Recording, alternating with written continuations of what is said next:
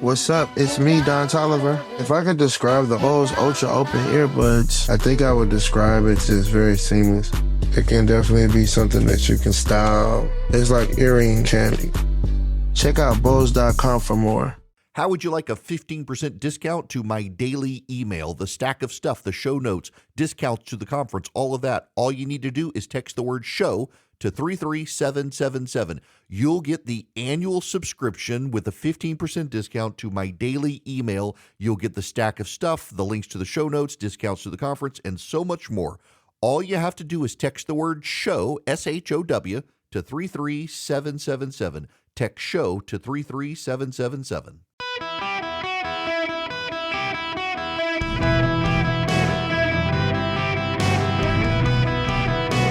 Welcome to the Eric Erickson Show podcast, Hour 3. Hello, America. Welcome. It is Eric Erickson here across the United States of America. The phone number, 877-973-7425. Should you wish to be on the program, delighted to have you with me today.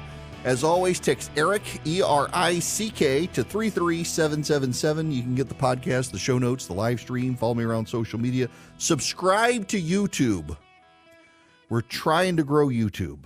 Need to be so many conservatives have abandoned YouTube. I'm not going to abandon it. I'm going to plant my flag and grow a conservative audience there. Now, I need to talk to you about a sensitive subject.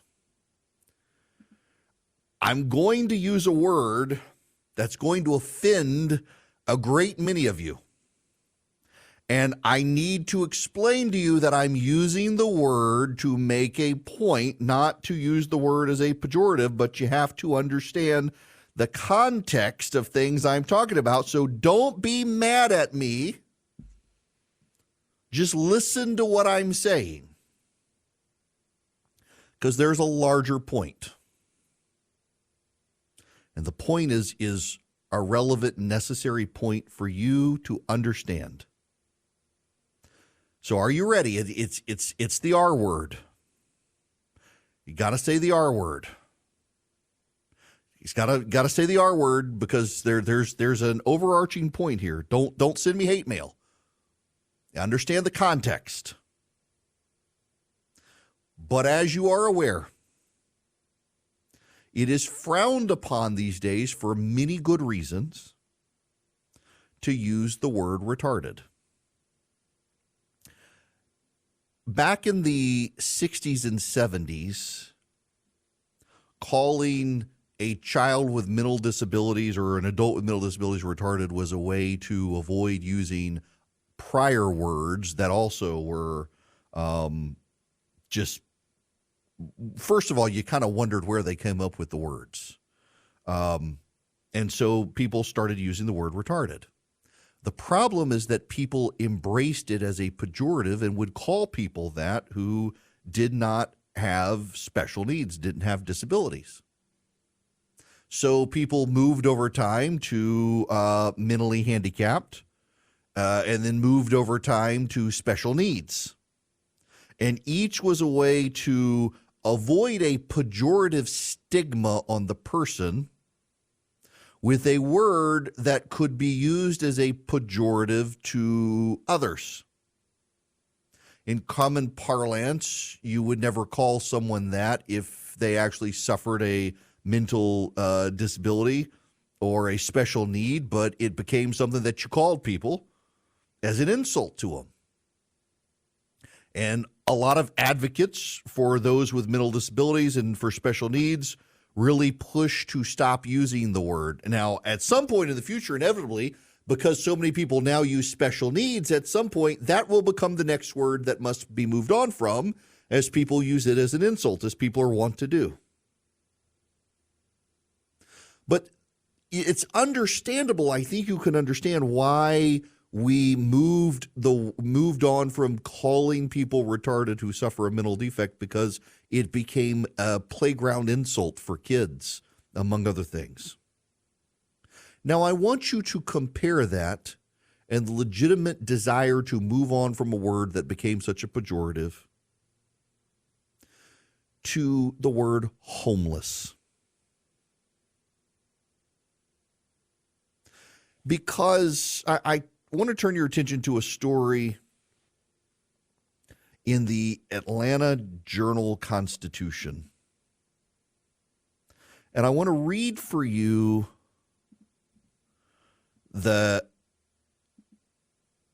first I'll read for you the headline now.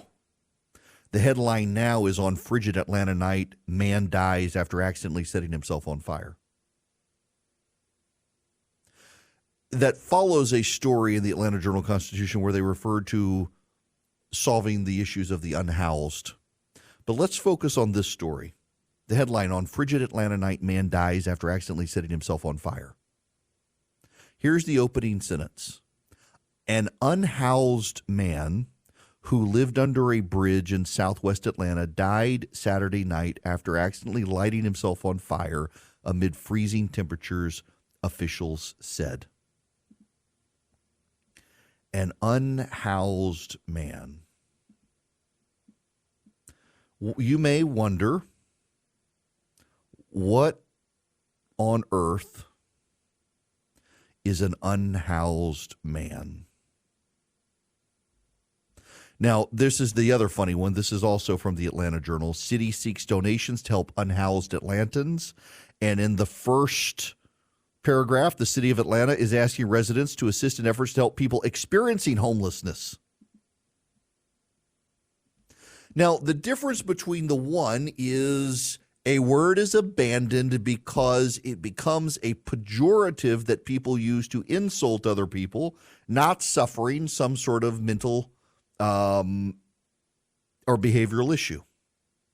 The second, getting rid of homeless and changing it either to the phrase people experiencing homelessness or unhoused, is a way to abdicate responsibility. And I want you to notice this in something like the Atlanta Journal versus, say, an obviously left-wing publication like the New York Times, because this is a creeping level of progressive Orwellian words gamesmanship creeping into our national lexicon. When newspapers around the country abandon the word homeless and switch it to unhoused, it's a sign of progressive creep into these institutions. And so when you see a publication so aggressively using the word unhoused, where 5 minutes ago they were using homeless, they're in the progressive mission. And you should understand that these institutions are progressive. You should understand they have been co-opted by progressives, and you should act accordingly.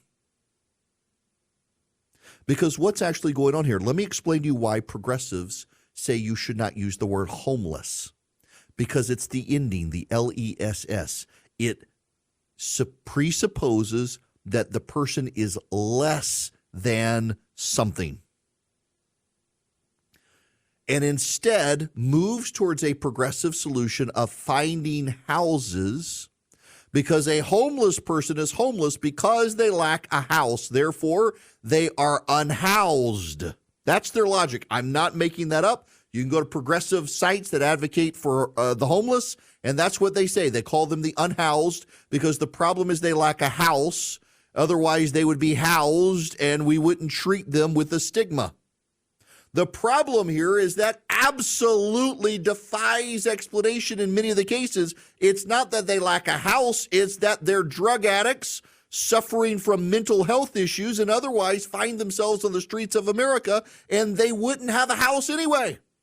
Or they had a house and they left it. There are certainly and absolutely 1,000% people who live on the streets because they cannot afford a home in America right now. And those people, maybe you should call them unhoused, but the reality is they are homeless. They lack a home. Now, some of you are like, Erickson, what's the big deal? The big deal is progressives setting the standards for news institutions around the country on how you talk about words to avoid the problems of progressivism. They're changing the names. Let me ask you a question. When we changed using the word retarded to special needs, Did we end the mental disabilities? No. What we ended was people using a word as a pejorative to insult other people that thereby minimized what other people who did have special needs were going through. What do you accomplish by changing homeless to unhoused? What do you accomplish? What the left says you are accomplishing is highlighting the fact that but for a house, they would be a whole person. That's a left-wing talking point that the Atlanta Journal-Constitution or the New York Times or the Washington Post or the USA Today or Axios or any other publication would choose to do that. They're choosing to embrace a progressive talking point. But why is the person unhoused or homeless? You've changed the word. You haven't changed the condition. What the left says is you just need more houses, but it's the left and their environmental policies that don't want you to build more houses in most cases. But not just that, it's beyond that. It's also the mental health issues, the failures of the Veterans Administration that the left won't let us fix, the failures of licentious drug policy around the country that the left won't let us fix, the decriminalization of drugs and making it easier to be a drug addict on the streets of Portland. You're going to call them unhoused. They're drug addicts. They wouldn't last in a house anyway. They're not unhoused. They're homeless because they're addicted to the drugs that the people of Portland, Oregon have made it very easy to get access to. What the left is doing and what these media outlets are doing is they're playing word games to avoid having to deal with the failures of progressive policy. It makes them sleep better at night. I'm sure the people writing in the news publication, writing about the unhoused, can go home at night and say, oh, I wrote about people without houses today. So they don't have to worry about the homeless. It's just a matter of public policy to build another house. They abdicate their own failures and responsibilities to make themselves feel better. That's the worst part of this. You change the word to special needs for someone suffering some sort of special need. You're getting rid of a pejorative. You change the word homeless to unhoused. You're allowing a progressive to sleep well at night while having to avoid confronting the failures of their policies and also avoid confronting the problem at hand. And it really is a damning indictment of all of the American media down to the local newspapers of America that they're willing to make such an editorial shift at the demands of progressives to avoid having to deal with the actual problems, because the actual problem is not people who lack a house. The problem is drug addiction. The problem is mental health. The problem is multifaceted. To say that it is just because they lack a house is to boil it down to a simple and dishonest talking point, and that's what the American media has become. They've embraced the simple, dishonest talking points of the left to try to change how you and I talk about a problem because some activist institution on the left told them to. But they're never actually going to fix the problem. We're talking about homelessness. We're talking about the homeless. To the left, they're the unhoused, because if only we would raise taxes so evil white dudes would build houses for the unhoused, they would have a house. And they would get in the house and they would mortgage it to deal with their mental health and their drug addiction problems, and they would be unhoused yet again when the bank foreclosed. I really do hope there are members of the media listening to this at the AJC and others. Your willingness to editorially just change a word signals your virtue to the left and signals to every one of us reading that you are now complicit in the left's mission of Orwellian groupthink and speech. You've changed a word and haven't changed the problem, and yet you feel very high-minded that editorially you've stopped using homeless so that you can use the word unhoused that nobody knows. It's like the white progressives who use Latinx. You can tell the religion of the left by how quickly they embrace word games to avoid having to deal with their policy failures. And meanwhile, today in Atlanta and around the nation, there will be more homeless people who accidentally set fires, and we'll call them unhoused and leave them homeless. But the reporters and the progressive activists will sleep well tonight knowing that they just changed the word without ever having to bother to change someone's condition. This episode is brought to you by AWS. Amazon Q Business is the new generative AI assistant from AWS. Many tasks can make business slow, like wading through mud. Help! Luckily, there's a faster, easier, less messy choice. Amazon Q can securely understand your business data to help you streamline tasks, like summarizing quarterly results or doing complex analyses in no time. Q got this. Learn what Amazon Q Business can do for you at aws.com/learn more. Hello and welcome. It is Eric Erickson here. The phone number, 877-973-7425. Tom's been waiting very patiently. Tom, welcome to the show. Thanks for hanging out. Eric, you're killing me today. I'm 60 years old. And I go to the store, I put the radio on. Everything you're saying today, whether it's term limits, whether it's our debt, you're spot on. Appreciate it. And how our politicians just take it down the road about balancing the budget. Yeah, look, it's a huge problem. Now I see on the call screen that you're a bond broker, so I bet you got some insight in this. I work for Cantor Fitzgerald Securities Corporation. I brokered a 30-year bond, and this is going back. Started in 1988, and due to technology, lost my job in 2000. Our debt went from $3.5 trillion to $5.5 trillion in those 12 years. Now They spend trillions of dollars like there's no tomorrow. Mm-hmm. Oh yeah. And then you have jackasses like Joe Manchin.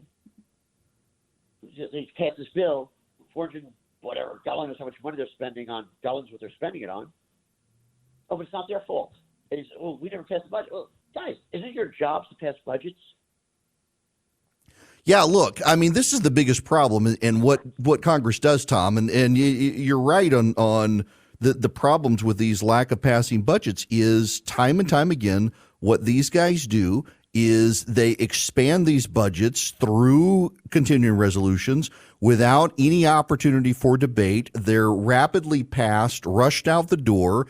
Both parties have to tribally stand by their side and pass them to make them work. It's what's going on right now, and everything just keeps growing. And in growing the way they're growing, we continue to bankrupt the country. We continue to drive up the cost of borrowing. We drive up the debt service payments. There's less and less money available for everything else, and it just continues to get worse. It continues to the country's going to hit rock bottom at some point soon if we don't change the corner. Americans for Prosperity has been sounding this out for, I mean, I've sat in the room where they've tried to explain this to Republicans, that you've got to start making real cuts now or you're going to raise taxes later. You got to start doing it now and be responsible. And it's one of the reasons I support this group is because they support limited government. They see the problems if we don't engage in limited government. They see where this is headed. They're trying to educate Americans about why Bidenomics is so bad and why it puts us on this collision course with a reckoning over our debt. They want you on their side. They want to be activists in your community, explaining to voters and educating them on the solutions that limit government, reduce regulation, and inspire the American dream for everybody. Join them, americansforprosperity.org/Eric, americansforprosperity.org/ERICK. They're on the side of limited government. They're on the side of free markets. They're on the side of freedom. They're on the side of fiscal sanity in Washington, D.C. They'll educate you, give you the arguments that you can make to others to be as persuasive as possible on how to restore fiscal sanity in Washington, D.C. It's americansforprosperity.org/ERICK. Go sign up with Americans for Prosperity today. Be an activist in your community for fiscal sanity, for free markets, and for free people. americansforprosperity.org/Eric. Greetings and welcome. It is Eric Erickson. Delighted to have you with me. The phone number, 877-973-7425. Allow me to tell you what's coming. It's not going to be good, and it is easily predictable. Up in the upper Midwest, in the Dakotas, high Grand Forks, Xcel Energy is shutting down coal-powered plants. The South Dakota Public Utilities Commission has asked Xcel Energy to reconsider shutting down its Sherco and King coal-fired plants. saying that it would add to uncertainty of electric generation resources adequate in the upper Midwest. The 3-unit Sherco plant in Minnesota is closing in stages. XL shuttered 1 unit in December, the final 2 scheduled to close in 2026 and 2030. The King plant, also in Minnesota, is slated to retire in 2028. They provide about 2,700 megawatts of energy. They claim, XL Energy does, that it's headed towards a clean energy goal, so they got to get rid of it. But here's the problem. The North American Electric Reliability Corporation has concluded in its long-term reliability assessment that there will be a 4.7 gigawatt shortfall in 2028 if these plants completely go offline. Across the region, there are estimates for all sorts of problems. 103 gigawatts of generation will be shuttered over the next 19 years. About 80% of the expected closure are dispatchable generation, but not all of the replacement capacity will be. In addition, there are grave concerns regarding whether replacement generation can be built quickly enough and in large enough quantities to fill for plants retiring prematurely. As XL retires its coal plants, the utility plans to add 2,150 megawatts of wind and 2,500 megawatts of solar by 2032, with an additional 1,100 megawatts of wind and solar expected beyond that.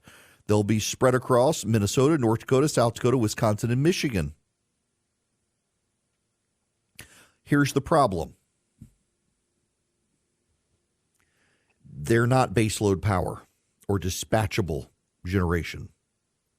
So XL Energy has 2 nuclear power plants, and they're going to add, they claim, 1,100 megawatts of dispatchable generation or baseload power. They're going to claim to get hydrogen-ready combustion turbines online, among other things. Now, a lot of this stuff is going to take a little while. So let me step back if you're a little bit confused by all the numbers and stuff I'm throwing at you. Essentially, here's what's going on in the upper Midwest. Now, consider the weather right now. Consider what's going on. Siri, what's the weather in Grand Forks, North Dakota right now? It's currently snowing and 21 degrees. At 1 a.m., it's going to be 9 degrees in Grand Forks, North Dakota. In at 1 o'clock in the morning, their time, it's going to be 1 degree. That's really cold up there. Now, let's consider this one. Just bear with me here. There's a method to my madness here. Let's see. Can I do this one more time? What's the weather going to be in Rapid City, South Dakota tonight? The forecast is calling for partly cloudy skies, then clear skies tonight in Rapid City, South Dakota. 27 degrees. 26. Wow. It's going to be colder here in Middle Georgia than Rapid City, South Dakota tonight. That's unusual. But it's going to be cold, and it's been cold. In Montana, they've been having record-breaking wind chills. All of this is to say they're taking off coal-powered plants to satisfy the environmentalist concerns of the left, and they're not replacing baseload power quick enough. They're adding wind and solar. Now, what is baseload capacity? Baseload capacity, if you're not a regular listener, is power that you can snap your finger and call up. So with a coal-powered plant or a nuclear plant, you can rev the engine quick and get power out there. With solar and wind, you can't. Why? Because you need the wind to blow or you need the sun to shine. I don't know if you know this or not. And I got to say, someone who's traveled the world a lot, it took me seeing it in person to get this. My brother-in-law lived for a long time in Michigan. I want to say it was around Saginaw or some such that my brother-in-law lived back when my wife got married. We had to go to their wedding. And it was up north. You landed in Detroit, and you drove north. And it was beautiful. Green grass. It was beautiful, beautiful. And the sun stayed up a long time. I was stunned. I want to say it was maybe Davison, something like that, actually south of Saginaw. It was it was remarkable. We stayed at a hotel. I want to say it was like a Hilton or something, And we sat outside, and it's like 10:30 at night, and the sun was finally going down. It was remarkable. But you know what? In the wintertime, it's dark. It's dark all the time.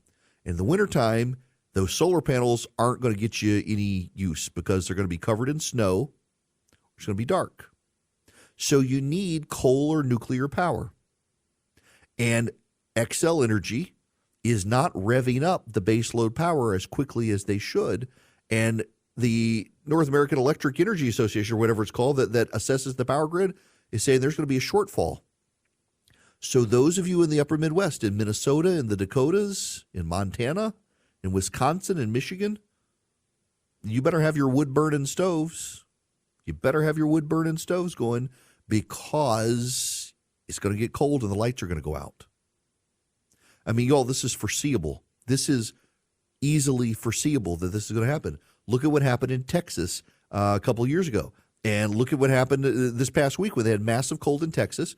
The Texas power authorities were telling people don't use your washers and dryers and don't use your dishwashers because they were worried about having enough power. In California, the lights go off during the summer. In California, they have all sorts of problems. Why are we, the United States of America, having people lose power because of the environmentalist agenda? It is absolutely absurd that we are allowing our lives to be held hostage by these people. You want to understand why so many people are willing to go with Donald Trump? It's stuff like this. The left is visibly making our lives more inconvenient and more miserable. It takes 3 hours for your dishwasher to wash dishes unless you crack the whip on her and tell her to get in there sooner. I kid, come on. The dishwashers don't work. They want half your money and take you for divorce. The washers and dryers don't clean your clothes as well. If the wind's not blowing and the sun's not shining, you don't have power to your house. They want to force you into a battery-powered car. And when the cold comes, you can't charge your car. The left wants your life to be miserable. Well, they fly in their private jets. And it's going to impact beyond California, beyond Texas. It's going to impact the upper Midwest, where they're having to shut down these coal-fired power plants to humor left-wing activists and politicians in Minnesota. And it makes everybody else's life more inconvenient, more costly, more miserable. That is a really, really aggravating thing. And it's why there's so much blowback and so much pushback and so much support for non-traditional politicians who understand these problems. I remember when Donald Trump, campaigning in 2020, said he was going to get your dishwashers to wash and he was going to restore the flow of water to your showers. And people on the left mocked him, and people in the media are like, this is really a problem? You're damn right it's a problem. Water pressure in a lot of showers sucks these days because of government regulation. Your dishwashers take hours when they used to take an hour max. And now they're coming for your water heaters. They're coming for your refrigerators. They're coming for your freezers. They break more. You know, it's not actually a conspiracy here that the new appliances break more often. It's not. It actually is not willful by the companies. There are a lot of people, and particularly on the left, they want to blame the businesses. And they say that the businesses are making appliances that don't last as long so that you're forced to buy them more regularly. That is not actually true. What's true is that to comply with government regulations, they have to use parts that don't work as well as parts used to work. They have had to add more plastics and get rid of metals. They've had to add other components that break down more often. They've had to use different refrigerants, things like that. The wear and tear is extreme. Look at ethanol in your gas tank. Ethanol does not work well in gas tanks and ruins engines, among other things, and yet you're forced to do it because of government mandates. It's not the car manufacturer's fault. It's the government's fault, and the government would rather blame the corporations and say they're greedy than tell the truth. At some point, and I don't know whether it'll be Trump in 24 or a Republican in 28, there's going to be a reckoning on this because all of us who vote, by and large, remember when things used to work well and the power stayed on.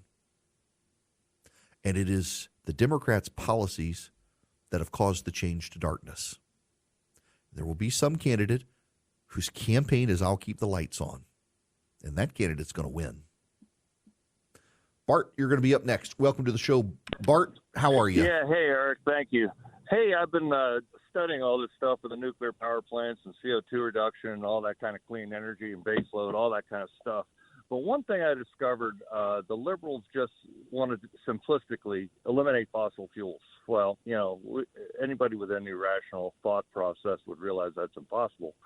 But what you got is if you use fossil fuels smarter than what's being done, you can eliminate a huge chunk of CO2 emissions. And what it's called is a combined cycle power plant. In other words, you use one type of generator, which is basically a jet engine, Brayton cycle, engineering-wise, and then you run the heat exhaust through that to fire up the steam-powered part that can be powered by coal.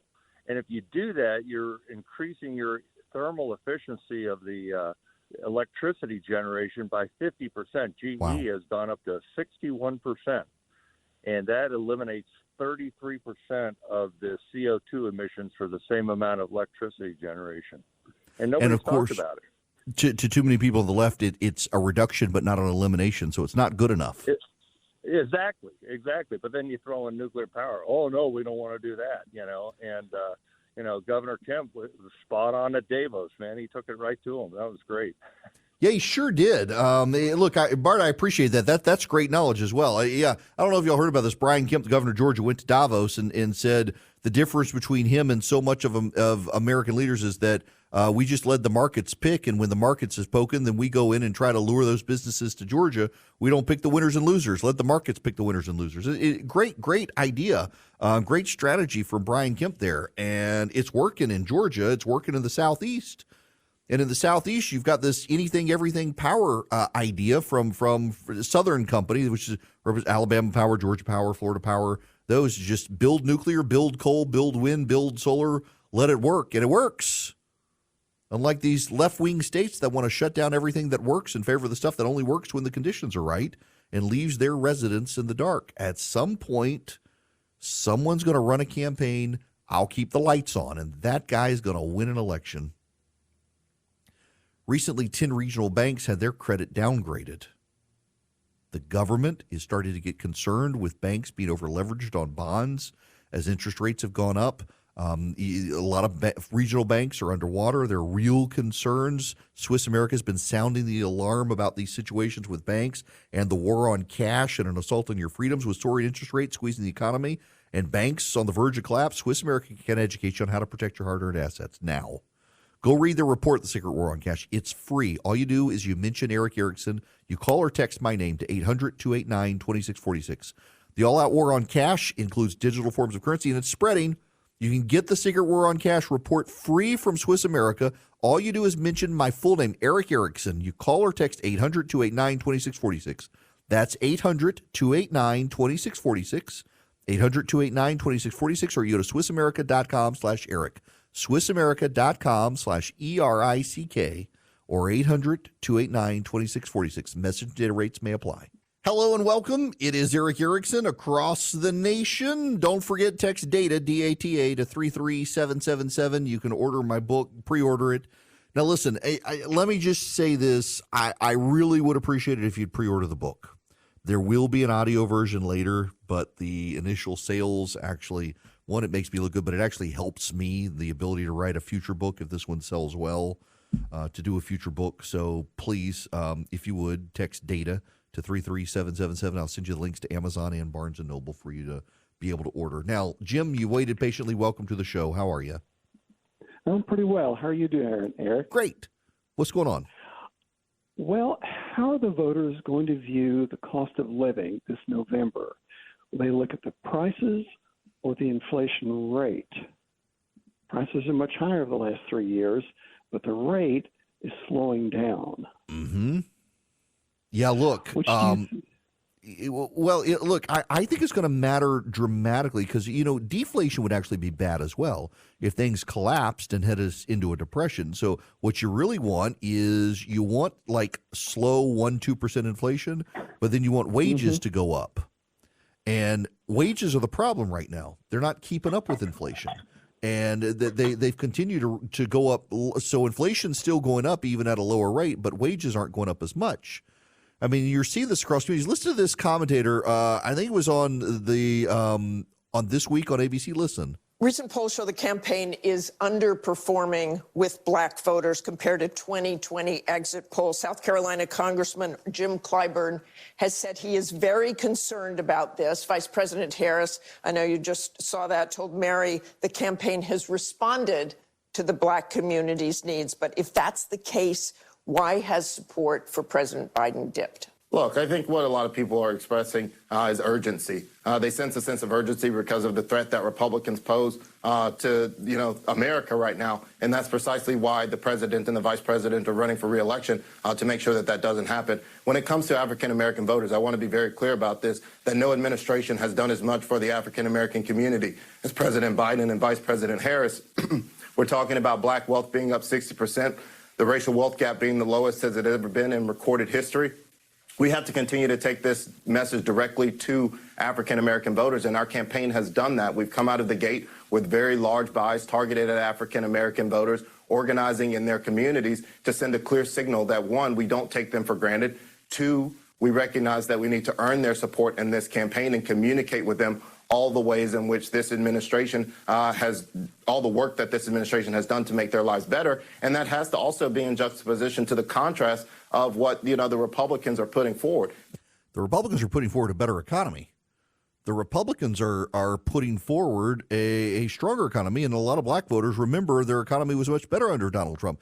The idea that this administration has done more than any administration for the black community, really? You're going to say that about Barack Obama's administration, really? But also, Donald Trump passed, the First Steps Act? Got a lot of young black men out of prison for drug crimes. Really hard to make that case, even though you want to. And this is kind of the problem that both parties have. A lot of Republican voters, the GOP takes them for granted. Christian, evangelical, pro-life voters, the GOP just takes them for granted. The Democratic Party takes for granted black voters. And we're kind of crossing the Rubicon where neither party can take its core base for granted because there is so much shift among the parties right now for a lot of reasons. Both sides need to build coalitions. The fact that Biden has to lecture the black community about, don't you know how good I gave it to you? They don't see it, or they'd be giving him credit. That's the major problem here for both parties is you don't need to browbeat potential members of your coalition. You need to sell them a positive vision about you, just not a negative vision about the other side. Browbeating them and telling them you better support me or else isn't the way to win an election with very narrow margins. There is a path forward, but it involves a message that gets people on board, doesn't force them on board.